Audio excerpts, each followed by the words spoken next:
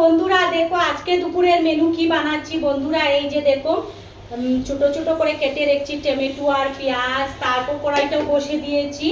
আজকে বানাচ্ছি বন্ধুরা এই যে দেখো বেগুন দিয়ে ছোটো মাছ দিয়ে পেঁয়াজ দিয়ে কৌড়ো বানাচ্ছি, ছোটো মাছের কৌড়া।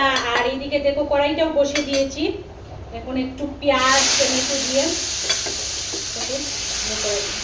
একবারে মাখা মাখা করে বানাবো। আর এইদিকে দেখো বন্ধুরা আজকে দুপুরের মেনু এই যে দেখো বেগুন দিয়ে আলু দিয়ে রৌ মাছ দিয়ে ঝোল বানাবো বন্ধুরা। আর টুকটু বাটাও দিয়েছি দেখো। আর এই যে দেখো মাছটা ভেজে রেখেছি, প্রথমেই মাছটা ভেজে নিয়েছি।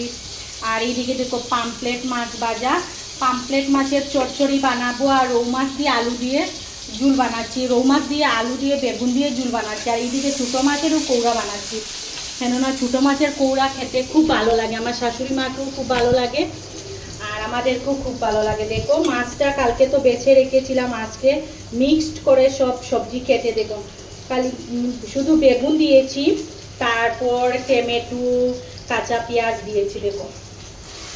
তো বন্ধুরা আজকে দুপুরের মেনু এইটাই। আর রান্না বান্না করতে বন্ধুরা অনেকটা, তাও আজকে তাড়াতাড়ির মধ্যে হয়ে গেছে বন্ধুরা। আর এইদিকে দেখো বন্ধুরা রৌ মাছ দিয়ে আলু দিয়ে